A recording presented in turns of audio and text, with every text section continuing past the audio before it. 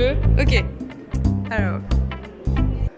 Voilà, on est au stand Very Well Médecine. J'ai aucune idée du sujet, donc on va aller découvrir ça ensemble. Bonjour. Bonjour. Est-ce que vous pouvez nous expliquer votre stand, s'il vous plaît? Oui, tout à fait. Donc nous, c'est la médecine de demain. Et donc notre stand est séparé en deux parties, notamment une partie sur les diagnostics et une partie sur la thérapie de demain. Donc la grosse problématique à l'heure actuelle, c'est la multirésistance. Multirésistante des bactéries. Je ne sais pas si vous en avez entendu parler du slogan « les antibiotiques, c'est pas automatique ». Ça veut dire qu'elles arrivent à s'adapter, les bactéries? Elles arrivent à s'adapter et elles résistent de plus en plus aux antibiotiques qu'on utilise. Pourquoi? Parce qu'on en a utilisé beaucoup et des fois à mauvais escient. Quand le médecin vous donne vos antibiotiques, il vous dit 5 jours et il faut le prendre pendant 5 jours. Parce que si vous ne le prenez que 4, vous laissez dans votre organisme des bactéries qui vont, elles, s'adapter et résister. C'est pareil, quand vous avez vos médicaments, il ne faut pas les jeter à la poubelle parce que ce qui dit vos antibiotiques à la poubelle vont être dans les décharges, se répandre dans les rivières, retourner à la nature et vous allez manger, boire des antibiotiques. Les bactéries vont être en contact avec ces antibiotiques et vont aussi développer des résistances à ces antibiotiques. Un antibiotique, est-ce que c'est une bactérie qui détruit d'autres bactéries ou est-ce que c'est une substance chimique? C'est une molécule, c'est donc une substance chimique, ce n'est pas une bactérie. Cette substance chimique va détruire la bactérie. Est-ce que vous pouvez nous présenter votre stand?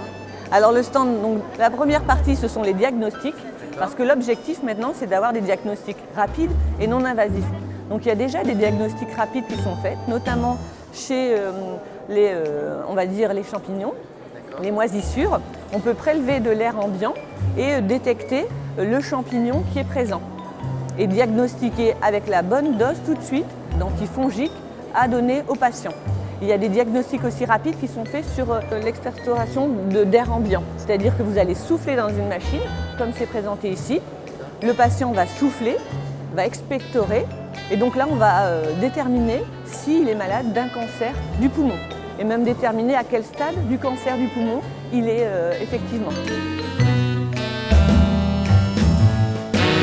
Comment on peut repérer ça? C'est-à-dire qu'il y a C'est des marqueurs qui sont dans l'air qu'il va expulser, qu'on va pouvoir doser, quantifier et mettre bien en évidence à quel stade il est. Je peux vous présenter aussi les thérapies de demain. Bien sûr.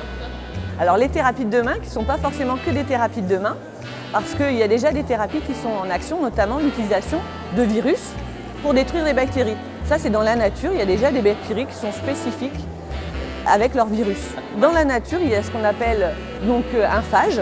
C'est un virus spécifique des bactéries. Et donc nous, on a détourné un peu cette utilisation en médecine.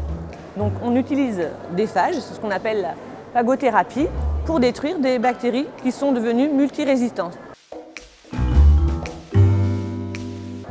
donc c'était un virus, non? Un virus. Qu'on cultive?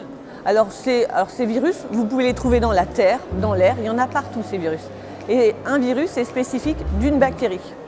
Donc c'est-à-dire que ce virus va se fixer sur sa bactérie spécifique, il va injecter son matériel génétique et la bactérie, elle, sans s'en apercevoir, va produire des virus. Elle va produire des nouveaux virus et d'un seul coup, elle va exploser. C'est comme ça qu'il détruit la bactérie. Donc si vous avez une infection localisée, on vous dispose du virus, il va tuer toutes les bactéries qui sont présentes dans votre infection et après s'arrêter. Il ne va pas s'attarder sur les cellules humaines, il va s'arrêter à la bactérie. Que les bactéries en question. Et qu'est-ce qu'il va devenir après? C'est un envahisseur. Quand il n'y a plus à envahir, il n'envahit plus, donc il s'arrête. Ces médicaments sont produits notamment plus dans l'Europe de l'Est, en Russie. Et c'est les médecins qui vont les chercher en Russie et qui les amènent pour les patients. Puisque pour l'instant, ce ne sont pas des médicaments qui sont produits en Europe et notamment en France. Après, on a une autre innovation thérapeutique. Comme ça fait plus de 15 ans qu'il n'y a pas de nouveaux antibiotiques produits, donc il faut bien trouver de nouvelles molécules. Et nous, on s'est intéressé aux molécules produites chez les animaux extrémophiles. Donc on produit tous les peptides antimicrobiens. Par exemple, nous humains, on produit des peptides antimicrobiens, les plantes, les animaux produisent des peptides antimicrobiens. Ce sont des molécules qui sont destinées à tuer des bactéries. Le corps qui est C'est le corps. Par exemple, vous avez une flore intestinale. Pour que cette flore intestinale effectue son travail, il faut bien la réguler. Donc on la régule notamment avec ces molécules. Et nous, on s'est intéressé aux molécules qui sont produites par les animaux extrêmes. Pourquoi? Parce qu'il y fait très chaud, très froid, très salin, très acide, riche en métaux lourds. Et donc nous, on s'est dit, ça doit être très intéressant ces molécules. Quand vous êtes malade, vous avez chaud, vous produisez des sécrétions qui sont fort salines, de l'acidité. Si ces molécules vivent dans cet environnement naturel, elles doivent avoir un potentiel chez l'homme. Avec mon équipe, nous allons au niveau des cheminées d'eau thermale, des fumeurs noirs notamment. C'est à 1700 mètres ou 3000 mètres de profondeur, dans un noir absolu. C'est 170 fois la pression atmosphérique. Donc vous imaginez un gobelet plastique de cette taille-là, il devient ça. Donc on extrait des animaux de ces environnements grâce à un sous-marin, le Nautile. Avec ses pinces et son aspirateur, il va prélever ces différents échantillons. On va les remonter à la surface et à partir notamment de ces animaux que vous voyez là ici, ce sont des vers, on va extraire ces molécules dont je vous parlais tout à l'heure. Et notamment, on a déjà breveté une molécule extraite de ce ver, Alveiana pompeiana. Et actuellement, on est en train d'en breveter une seconde. Donc à partir de ces animaux, on va les extraire et on va tester leur activité. Donc on va amener en laboratoire ces molécules, on va tester est-ce que vraiment ces molécules tuent des bactéries et surtout est-ce qu'ils tuent des bactéries multirésistantes. Et après on va passer à l'étape de test sur la souris et test sur l'homme. Et c'est ce qu'on essaye en ce moment de faire émerger. Est-ce qu'on pourrait vaincre le cancer grâce à ces... Oui et non.